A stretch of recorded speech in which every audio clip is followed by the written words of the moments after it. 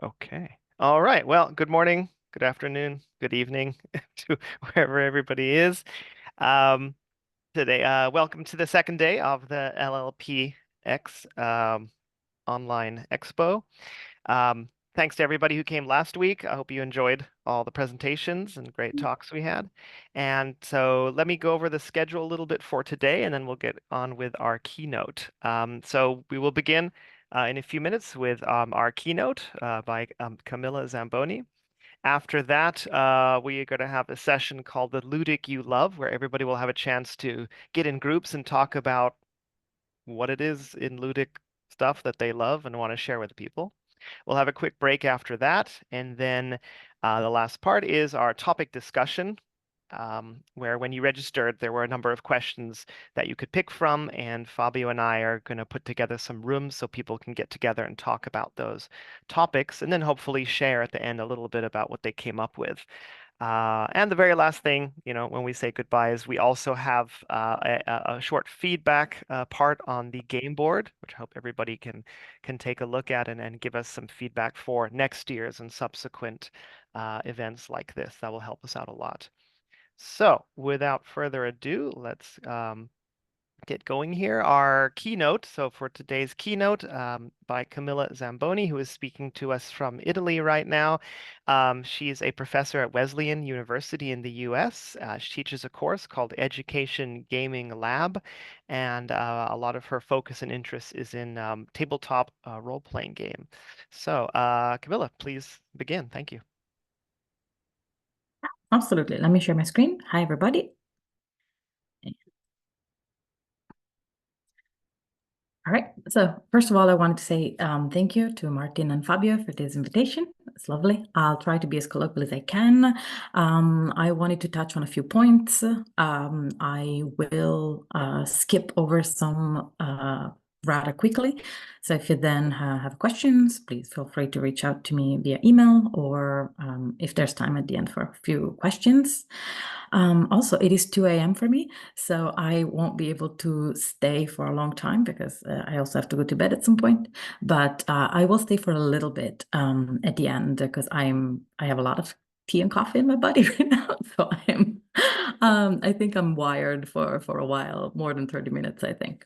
So let me go on to this. Great. I hope everybody can see it on the screen. If you cannot, please let me know in the chat or by doing a reaction or unmute yourself, whatever. So just a quick overview of what I do. So I'm at Wesleyan University. It's in Connecticut, in Middletown. I work both as a teacher. I teach and coordinate the curriculum for first and second year Italian classes, Italian language and culture. So we study all the way from A1 to B2, so elementary through the end of intermediate. Sometimes I teach advanced classes, and I create the curriculum for all of that. I've started working with that, and I've started implementing games within my curriculum. I'm also core faculty in the College of Education Studies, where I teach my educational game class, and the newly created College of Design and Engineering Studies. My interests are L2 pedagogy, which is literally all I do, open educational resources. So all of the games that I create or my students create are freely available. And at the end, I'll show you the website for our class. They're not all L2 games, but a lot of them, all of them have an educational component. And then, of course, game-based or playful learning, as well as game design. I'm also a player. I am a GM. I play mostly tabletop role-playing games, but also board games. And I'm also a game designer and a translator. I am translating a game in these days. I'm translating the Quick Start for a game that will go on Kickstarter next year. I'm very excited about it. So, but most of all, I'm a player and I can see the power that games can have. And I have a specific niche, which is tabletop role-playing games, and I will talk about those in the classroom. So this is a little bit of how I'll organize what I will speak about. So first, a quick definition of what are tabletop role-playing games, why they're good for learning and language learning, in my opinion. Happy to hear your opinions on that too, of course. Then some ideas for implementing them and practical ideas. And then finally, an example of a game that I've created with a collaborator named Alessia Caviglia. We've presented this game to several conferences now. We've been playtesting it, and we would be very happy if you decided to try it out. Right now, the game is available in English and Italian, but we hope also to make it available in more languages, especially if you speak some and would like to translate, let me know. So, what are tabletop role-playing games? As we know, games are complex objects. They've existed throughout human history, pretty much since human history was recorded. They are all over the world, and they are very universal as a form of creation, human creation. They can be systems or rules, they can be objects and art forms, they can be social experiences. And tabletop role-playing games focus especially on the social experiences that game can create. Learning games also associate an element of learning to the structure of the system. Tabletop role-playing games, which you can see here, are defined, and I'm going to quote a friend, Ruger, who is a game designer, an Italian game designer, who says that a role-playing game is a game in which a player plays one or more fictional roles inside a narrative universe and has agency over the narrative universe in an emergent way. I like this definition. I don't love definition in general. I like this definition because it kind of sums up what my vision for a tabletop role-playing game is. And it encompasses both GM'd and GM'less games, solitary game, solo games, or with more players. I like the idea of agency as a central element, and also the emergency. Emergency doesn't work, actually. Emergence. So the idea that in tabletop role-playing games, especially, there is an emergent way of playing that we can absolutely use in the classroom. More specifically, tabletop role-playing game is a form of analog game based on collaborative storytelling, played around a table, usually with pencil and paper. Players usually individually create and govern action of characters, and then the game is usually managed by a human referee called the game master, storyteller, anything that depends on the game usually, or a system. There are GM-less games, which is actually my favorite type of game, of tabletop role-playing game, in which there isn't a GM, but the authority is shared around the table. And then the tabletop role-playing games usually have codified mechanisms that address uncertainty. It could be playing cards, it could be dice, it could be a Jenga tower. Dread uses a Jenga tower. It could be illustrated cards, it could be tokens, it could be just a social contract among the players. So there is extreme variety. Common elements in RPGs, and this is Sarah Lynn Bowman that I'm citing, so ritualized and shared storytelling experience, a framework or system of rules that undergirds the experience, some form of identity alteration, whether individual or more social, and malleable rules, which excludes tabletop role-playing games from many definitions of games, including Jesper Jewell, who puts it sort of at the periphery of games because these malleable rules sort of clash a little bit with more stern vision of games as systems. But I think this is very productive for a language learning class. So some examples of tabletop role-playing game, most famous of all, Dungeons and Dragons, which this year will be crazy at Gen Con because it's the 50th anniversary. If you go, enjoy, I'm not. And then the evolution. So what else can exist, right? There are different fictional genres like Call of Cthulhu that is derived from Lovecraft fiction. You have vampires and all the World of Darkness. And then you have more experimental games, which is what I was more interested in. We have Microscope by Ben Robbins, which creates an entire story of a civilization. And then it goes down into creating moments within this storyline. There's The Quiet Ear, which kind of changed the game. Allowed a pun, and I use in my classes with my students to show them what a map drawing and GM-less game of word building can be. And I have been in conversation at the recent conferences in which we talked about word building games as radical spaces of creation in which we can really truly shape not just a character, but the entire word, which is the game that I've used as a model for the game that I'll describe at the end of this chat. Then, why are tabletop role-playing games good for language learning? So, first of all, why tabletop? because I favor, and I think interacting in person, face to face, sharing the same physical space affords not just antidotes to excessive screen time, but also like some other affordances, especially in the realm of social emotional learning, reading each other clues because you are in the same space, because you are participating not just with your voice, but also with your body language. They are also more accessible in the sense that they are modifiable. The text itself, it's usually just a PDF, and so it is easier to modify parts of the game that we want to use. And also they are foundational games also for, digital games. Then why games? I'm not talking about role-playing games yet, but why games and language learning? I'm going to go quick over this because I'm sure we've discussed this last week, and we surely can discuss it in many you've probably have thought about this a lot already, but games or systems, language or system, the agency is key for both. Learning by doing, which is crucial both in language classes and in games. The idea of creating an immersive and curated environment in which players or students can move and interact safely and with the agency to go and expand wherever they want.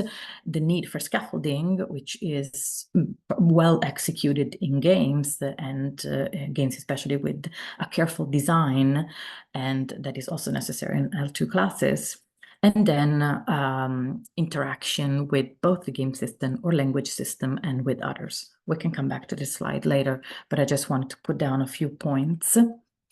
And then from this volume, Role-Playing Games, by Zagal and the Turding, there is also some specificity, some affordances that tabletop role-playing games especially have, and that we can leverage in our language classes. For example, all the elements of portraying someone else and sharing their emotions, perspective taking, but also experiences taking and vicarious experience, living through the experiences of others, especially if it is associated with with emotional reactions to situations, is a way to experience also situations that could not happen to us, perhaps, or we hope they don't happen to us in real life. Then, of course, manipulating a fictional world with authentic simulation, but also situated motivational affordances. Again, the idea that experiences a situation emotionally and not just intellectually can help cement that experience and help us learn. But also an altered sense of reality. There is this idea of immersion, which I saw was mentioned in some of the paper. There was a little bit of a discussion of like what it means to be immersed in a narrative. And I feel that tabletop role-playing game craft this idea of embodying someone else. And it doesn't have to be a specific character. It can be also a community. Then ethical thinking and safe high-pressure situations, taking decisions that are both escalated for emotional involvement, but de-escalated in the consequences that they have on your real life, because you can always stop playing. And then, of course, shared imagination with cell skills, the idea of role switching, taking perspectives of others, but also creating and contributing to the community that circulate and create the games. Tabletop role-playing games are perhaps, in my opinion, limited experience, of course, but I feel that it's one of the medium within the game world in which there is a lot of direct communication between creators and their community, because there is this ability to change the game itself, because the game itself very often is text. And text is more malleable than, for example, the coding infrastructure that undergirds a video game. So what is important for me to remember, especially when I designed Planetes, the game that I'll discuss in a second, is that effective learning with tabletop role-playing games happens when learning theories are aligned with the strengths of role-play and are appropriately supported by the learning environment. So this was sort of my mantra as I was going about to design. So how can we bring tabletop role-playing games in our classes? So I'm going to quote Jonathan Reinhardt here. simply to have a categorization of what we can do. I like this one, but it's nothing new. It's just a way to call this. We can adapt existing games for L2 learning with scaffolding, or we can grab elements of tabletop role-playing games that we think are particularly effective and use them in activities that are not necessarily fully fledged games. And I'll give example of all of this in a second. And then the ideal situation, but also the hardest to come by, is designing a game specifically for L2 learning. And I'll discuss also why this is difficult. So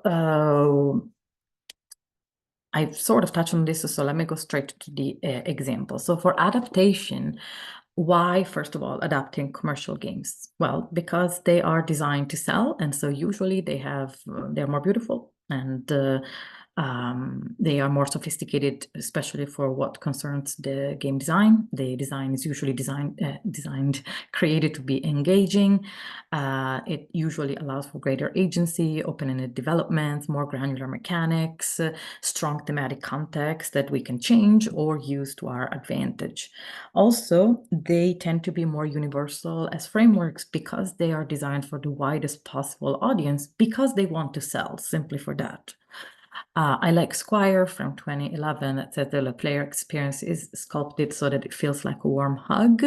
And the idea that very often like we can leverage what has already been created without having to reinvent the wheel continuously, because that takes time. So if we can stand on the shoulders of good game designers to just implement some elements of L2 learning onto it, it's just easier. It saves us time and effort.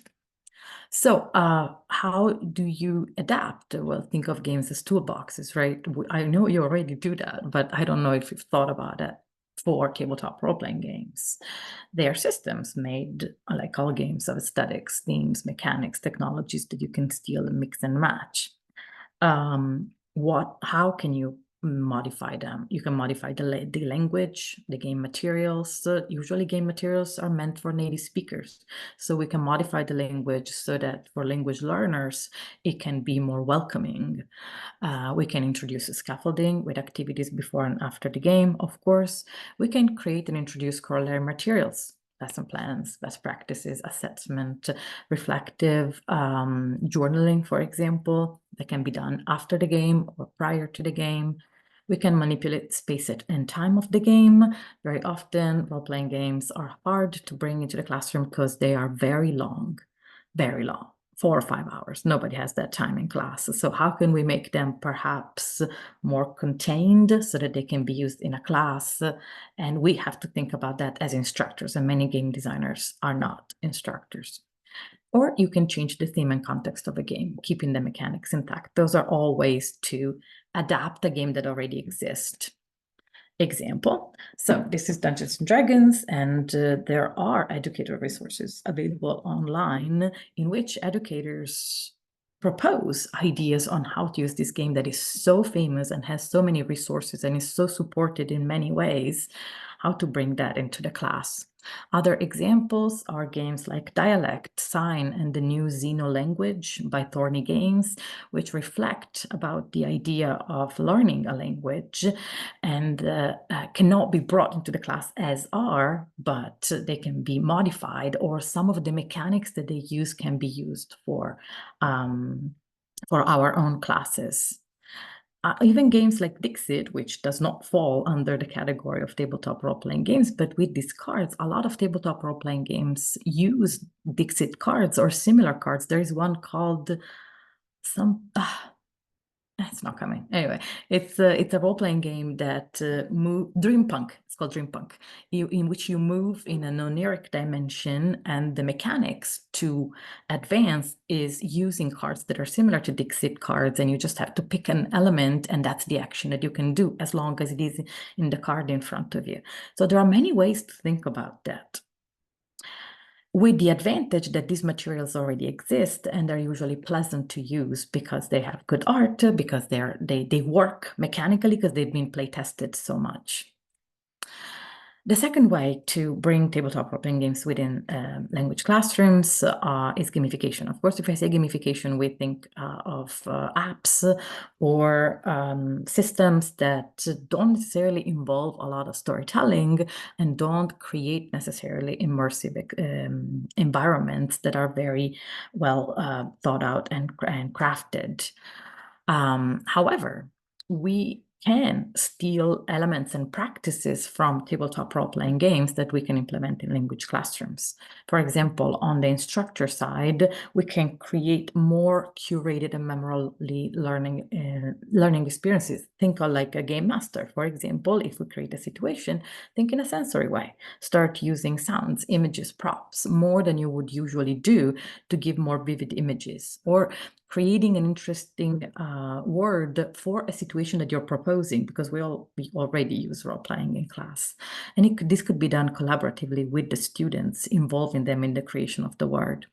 Define an engaging goal, give objectives to characters or to situations. On the students' part, they can create characters with background, motives, features, and then have to interact in different ways. Or in terms of rules, simply clarifying the rules, stating the objectives of an activity more clearly can make an activity feel much more engaging and immersive. It could be precise instruction of how to interact. It could be creating inclusive and safe environments with safety tools, which is another element that I would recommend importing into classes. Example, this is something that I do when I talk to instructors, especially in Italian. Like, I'm like, okay, let's imagine a common type of role-playing exercise, client and servers in a restaurant. And then I talk about with the instructors about what is already present, drawing from my own experience doing this kind of situations. And then I ask them to add details, which could be perhaps the two people at the restaurants are spies and they are there to find out secret message. So to give objectives, to add experiences, to add sound, to add story, and so on and so on. And this exercise really like brings a little bit of the tabletop role-playing game experiences in the class. Another thing that I implement in every one of my class, including my educational game design class, is the use of safety tools, which are mutuated from, really was the LARP scene, the live action role-playing game scene that implemented it first, and then it went into tabletop as well. Lines and veils before starting, whatever kind of activity, X card to exclude elements that bring up trauma, and stars and wishes at the end. I conclude most of my classes with stars and wishes, asking students what they liked a lot and what they thought could be better. So again, it's the idea of a toolbox. The more we know of tabletop role-playing games, the more we can bring them into the classroom. And yeah, that's exactly what I'm going to say with this slide. Finally, there is the idea of creating a game that is directly made for language learning. This is difficult. Why? Because it requires familiarity with the chosen game medium. So you have to have access, you have to know which tabletop role-playing games might work best in a language classroom.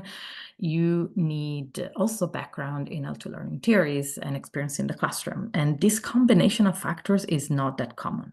On top of all of that, there is the issue of time and cost, which we should never underestimate. The fact that many teachers are overwhelmed, they're not paid enough, they don't have time to do anything else than being in the classroom. And so all of this is what prevents, I think, for a much wider production and a much more lively discussion of what games we can create. Very often we have to apply for grants for that, and we have to take sabbaticals if we ever can. So what are things that you can do if you want like to create games? I know that a lot of you already do, but of course, playing a lot, stealing mechanics, recontextualizing from other games, starting small. I started with one-page tabletop role-playing games set in my university because I knew the context and I wanted to experiment with some mechanics. And then, of course, playtest, playtest, playtest. So not be afraid of the iterative process, which is the base of all games. I also ask for a lot of input from my students, and I ask specifically if the game helped them and hindered or favored their learning process, if they felt that they felt comfortable playing, and if they felt that they practiced the language a little bit. So some existing TRPG projects that have embedded learning components, for example, are, and I'm happy to give you this link later. These are some of that my students created, and a few of the games that they've created are tabletop role-playing games. And so those have embedded learning components that are like described in the game. Some that are published and I feel were good attempts were the very recent module for D&D by NASA that was called Lost Universe, and an Italian game that I'm currently translating into Italian called Inferni, which helps students after they have studied the Inferno by Dante to create their own. So use the structure of the poem in a gameful way. I found this game phenomenal, and I am happy to make it available to an English audience. And it's not the idea of learning, of perhaps having specific details, it's the idea of seeing the text as a system and gamifying it. Game Reacting to the Past is another game, though, of course, it is a much more developed and established reality. I don't agree with everything that has been done with Reacting to the Past, but it is a way to propose. In this case, it's more LARP, it's more live action role-playing games, but it is an example of like a consortium in which there is a real attempt to create games that are for specific learning goals. Which brings me, with a few minutes to spare, to my project. Oh, sorry. Also Korean Magicians, great game to learn to read strings of Korean. I do not read Korean, so I could not play this, but I found it quite effective at that. All right. Oh, no, sorry. Keep forgetting that I put in more examples. Inspirals, it's actually a commercial game which has some very, to use magic, you have to use American Sign Language, so ASL. So it's a way to include that. And the authors specifically state that they want people to learn ASL, and they want to do that by using magic in the game. All right, so let's come to my project, and then we can discuss that maybe in Q&A. So Planetes, which is available online, and if you go on itch.io and then you put Zamboni, then you'll see it among my projects. It's available in Italian and English, and it's a tabletop role-playing game created specifically for L2 learning. So what did we do? We thought of games that we, in our opinion, were the most effective for language learning. And we immediately thought of a game that would have a facilitator, but not a game master. So a GM-less game in which the authority was shared equally and horizontally at the table. And then we wanted a game that was multi-table. The problem with role-playing games is that they play 4 or 5 people. We wanted a whole class to play. So how about a game that is multi-table in its design? And then a map drawing game. Why? Because we wanted students to have a support, especially in the creation phase in the beginning of the game. We wanted them to be able to put on a piece of paper what they were thinking, sometimes with names, sometimes with just drawings. And we were inspired by the Quiet Year to do that. CD exploring. Why? Because we thought that a vocabulary related to travel, to city building, and to potentially larger issues like migratory processes and xenophobia would be a good topic to discuss in the target audience that we selected. Our audience starts at A2. I play tested it with it. It works, but it's best if you know the class. All the way to, of course, advanced levels. And we have created in the corollary materials different levels of difficulty that can be scaffolded. The topics addressed are urban life, traveling, migratory process, interacting with new cultures and places, which are some of the main objectives of our language courses. The estimated playing time, we did a timed game. It's 70 minutes, and each phase of the game is timed and separated so that if you want, you can separate, you can play it in different sessions, in different class sessions, plus the debriefing.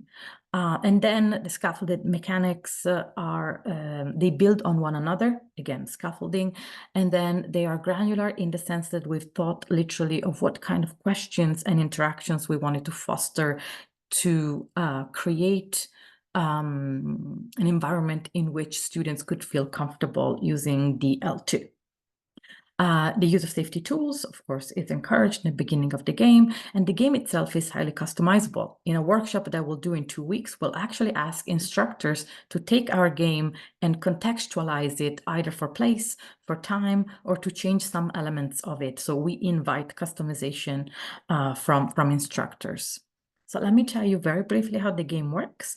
There is an introduction in L1 in which rules are explained and the class starts deciding how to separate into tables. Then students create groups, usually 3 to 4 or 5 at most. And first of all, they will create a city together. So they will select, first of all, a value that is important for them, not as a community, as a group, for them individually. And then they will start creating a city together in which these values, individual values, should be reflected. And literally there are 3 rounds of questions. First, add a geographical element, then add a monument or a place of interest in the city, and then create a social group of which you will be part. After this phase, in which they can draw and discuss, here, example of city creations, they can draw, they can write down as much as they want.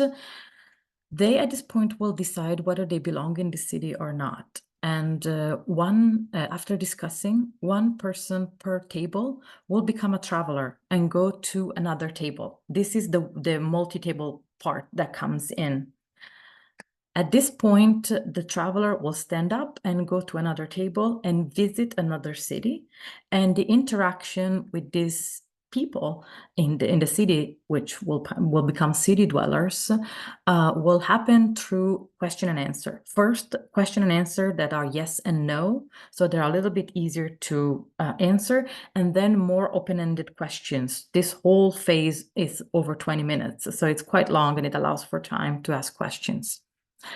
At that point, the city dwellers can ask the visitor the same thing, so it's an exchange. After this, city dwellers return to their city of origin, and this time using the past tense, they recount what they've explored. The city dwellers, on their part, tell the traveler who has visited them and how they have interacted. At the end of all of this, there is a discussion, and everybody in the city can decide whether they want to stay in their city, to go to the city they've visited if they were travelers, or to the city of the people who have visited if they were city dwellers. And this relocation happens. New cities are formed, and they have to be renamed collectively by the new community that has been formed in the new place. At this point, there is a debriefing and class reflection in L1, and in the corollary materials, we have added ideas on how to do this kind of feedback, both talking with specific questions for the instructors to ask, or in a more journaling form. Now, I am at 30 minutes, so I don't want to go much longer. Let me extending. What is it? Don't worry about going over time. Okay, well, I will conclude that this was, I wanted to present you the game, a couple of reflection. We created this game with the instructor's needs in mind. So what did we need? We need a time game because we don't have time. We need a game that will play the whole class with a single facilitator. We want everybody to interact. We want students to practice both the present and the past tense. We want to address topics that they've studied throughout their first or second year of instruction. And we wanted something that could be broken into pieces.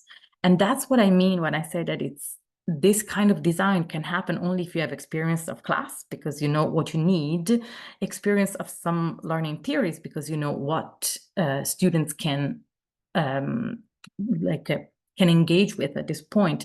And of course, gaming knowledge. We are both Alessia and I, my co-author and I, are huge gamers, and we play over 100 new tabletop games every year to keep up, also because we like it. So you need that kind of background to think in this way if you want.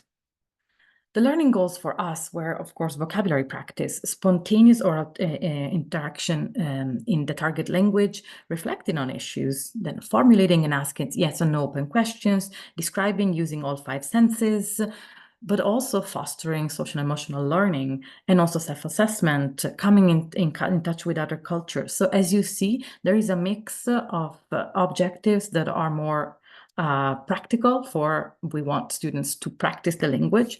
And then there are some that are more profound that we want them to reflect on, particularly brought in from the debriefing phase. So if you are in the US and you are familiar with the ACTFL 5 Cs, this is how we see our game responding to all of them: communication, cultures, connections, comparison, and communities. I will share my slides with you. You can already access them from the document that we all compiled, so go back and read them. But this game was originally created for a collection that I'm actually editing with Matthew Farber and Will Merchant, which is called Roll for Learning, and we'll collect a bunch of micro tabletop role-playing games that have learning objectives. So we've done a series of play tests and we've collected a lot of feedback. Now what we're doing is we are redoing the game in a form that is not a micro TTRPG anymore. We want to expand it a little bit. We want to expand the materials, and we want to create a product that is a little bit better with, some better layout, what I discussed before, make it into a more, even a more immersive kind of experience. We want to create little passports for character sheets and so on and so on. Anyway, so I just wanted to give you an overview and conclude with like a practical example of what I've done. And of course, I welcome any questions. I did not look at the chat at all. I'm just seeing now that there are 31 up. Anyway, so I thank you very much for listening to me. I'm very happy to be here and be able to share. All right. Thank you very much, Camilla. Yeah, round of applause. Yeah. Wow, that was a lot. That was a lot there. A lot of great stuff. As you can see in the chat. Yeah, I think we could probably stay here and talk about this for the rest of the day pretty easily. But I'm sure some people have questions. So yeah, please go ahead if you want to unmute yourself or post in the chat or go for it. Okay, somebody asked to see the last slide, so let me do that while we keep going. If anybody has questions, I'm here. I think it was probably Poll number 1. Paul has his hands up, so we'll start with him. Oh, very good, very good. So yeah, I have a question about much like in kind of regular tabletop role-playing games, how do we balance like pre-made materials and plans that the game master has in mind versus letting the students dictate what happens in the story? Excellent question. Give me 1 second. I'm fighting with technology right now. I think this was the question, the slide that was requested, and so Paul, as I understand the question, it was how do we balance what the game master has in mind with what the students might want to create and play and go at where they want to take the shared narration and so on. Well, okay.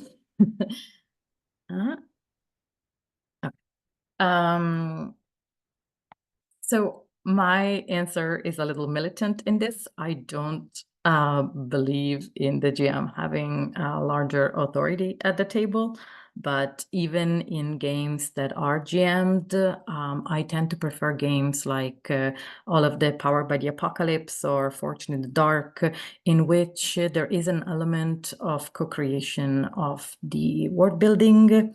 Literally, sometimes the game master will be like, you arrive in a tavern, you, player at the table, what is it like? So you pass the ball and the responsibility to players as you play.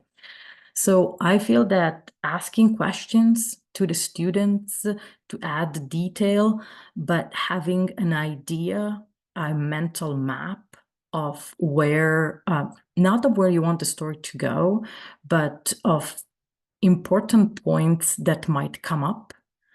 would be a great way to go about that. When I GM, I usually don't have a plot, but I have a map with places, interactions, characters, and I move that around according to where the players go. And I feel that that could be applicable. So having an idea of things that you want to happen, inputs that you want to give, but then letting the players or students have agency to decide when and where they interact with these inputs. I feel that if the game is GM'd, that would be a good strategy. If the game is not GM'd, in the game that I created, there is a facilitator that explains the rules and solves questions, but really the students themselves are leading the game. It's the game that gives you some questions, and you can decide whether to use them or not.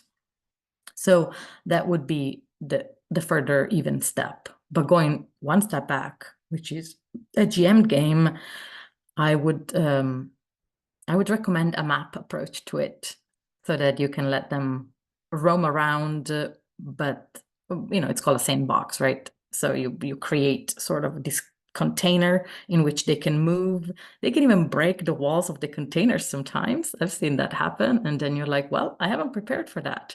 Why don't you tell me what you hope to find? Which of course can be a little daunting if it's in a second language. So usually they retreat from that. Thank you. Yeah, and I see in the chat there's a couple questions also. Have you thought about using this game to assess language use and gain? If you have, how are you using it? All right, so yes, we're thinking about that. We also would like to, we have a survey that we will share soon. It's currently in Italian and we'll translate it into English soon, which is about people playing in a language that is not their own and their experience. So we want to use games like Planetes to assess in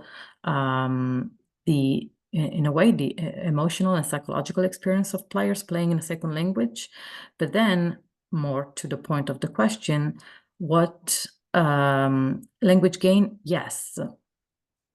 This would require the instructor to listen to every conversation if there is a grade or an assessment that needs to be done. That would be a little bit difficult in the sense that usually there are multiple tables going on at the same time with different conversation. It would be a little bit difficult to arrive there and hear what the conversation is and understand if the answers are on point. I would say that that could be achieved with teaching assistants, perhaps, so that can each follow a table. If the game is online, because we have envisioned the game to happen online as well, with Zoom rooms, perhaps they can be recorded and some assessment can be done later on. I feel that a good time to do assessment could be a debriefing in which students reflect on their experience playing, giving examples from the game, and asking to do that part in the target language. Another element that could be useful for assessment because it is written could be the map. So asking the students to write down on the map, perhaps writing down the questions that they ask the traveler, or on the traveler side, write down the question that they're asking the city dwellers when they arrive in a city. This could be a way to assess. Otherwise, our goal in designing this game was to facilitate and encourage spontaneous and emergent language interaction in the target language, which is very hard to do in class because, well, that's usually the final part of any activity if it is scaffolded, and it is hard to arrive there. And it's very hard, especially to tie together different topics that students have studied within different several months. One comment that I've got from my students after we play tested is that they were surprised of how much language they could practice in this way. Another feedback that I got was that it was they didn't feel the time passing by, which is, experience of flow that Csikszentmihalyi talks about. I feel that implementing strict assessment on the way they're speaking might hinder this. So I would prefer to leave assessment in the briefing or in sheets that could be attached to the themes that were played during the game, and perhaps do a pre-game and post-game activity and see if there is a variation. And so it could be a comparative assessment there. I feel that that could be more effective. But if you have more ideas, please tell me. I can add it in the corollary material. Okay, I think also, Mark, you had a good question. If you want to ask it, or I can read it from the chat. Sure. I'm a master's student, and I'm currently making a collaborative storytelling game, and I'm hoping to turn it into a dissertation for my studies. So, as you have much more experience, I think, in this vein of pursuit, what kind of research questions emerge from this process for you, or what kind of studies has this game design and implementation in pedagogical situation afforded you as a researcher? That's an excellent question. Thank you. That is a very interesting question indeed. So for me and for my co-author, a lot of this game was started with a simple question, which is how can we develop game mechanics that are intrinsically designed for language learning? Because very often in the games that the tabletop role-playing games that we see, there might be interaction. Of course, it's a shared conversation. So of course there is some benefit, but it is an unstructured shared conversation that often has to be improvised. So how do we create a structure that can facilitate this kind of interaction through the scaffolding, really, of different moments that we saw in language learning activities, but placing them within a system that is gameful, that allows them more agency, and that makes them feel like they are not just doing an exercise, but part of something a little bit larger. So that was our initial question. Questions that have developed after playtesting the game, because of course more questions will come out, of course, of the playtests and the putting the game in practice, are more, in fact, psychological in nature. We were interested in what is the emotional reaction of people who have to engage in a game, especially a game based on conversation, on shared conversation, in a language that is not their own. And another question for us was, can we develop safety tools that are specifically for people who are playing in a second language? So besides, what are some topics you don't wish to discuss, or what are some tools that will allow you to feel safe and included, but also what are some safety tools that you could use and have some tools at your disposal that could make it more comfortable to play in a language in which you don't have full mastery, or in which you don't feel that you can touch on every subject. It depends also, we were thinking of different language tools, safety tools, or let's call them conversational tools, there's not a name yet, for different proficiency levels and what those could look like.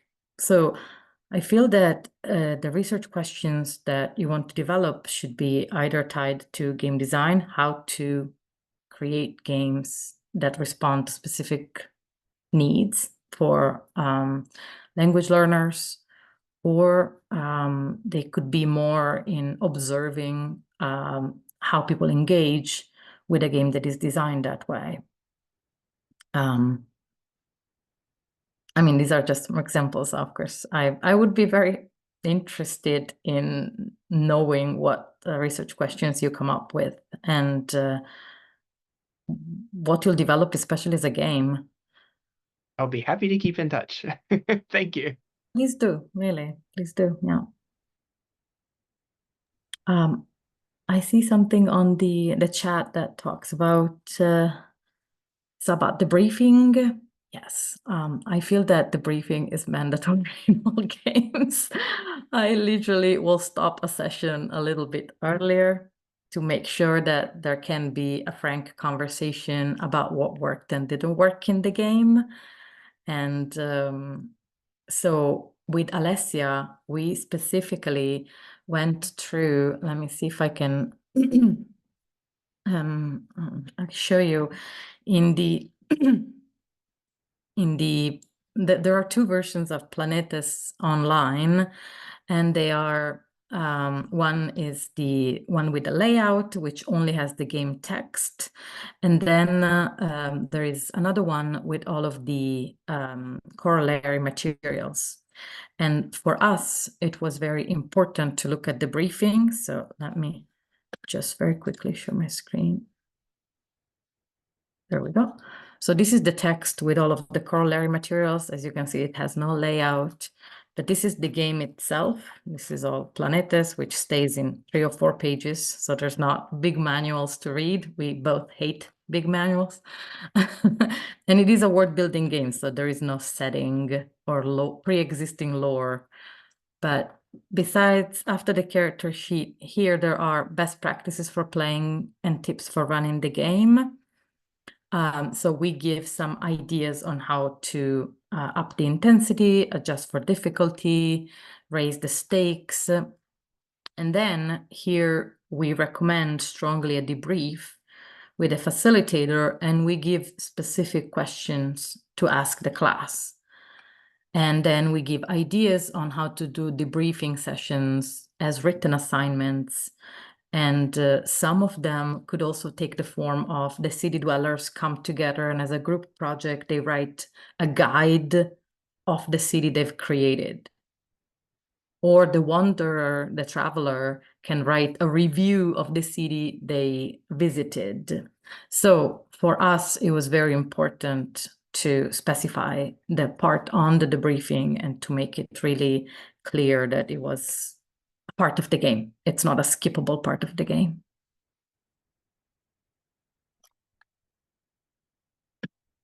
Thank you, Fabio, for sharing the link.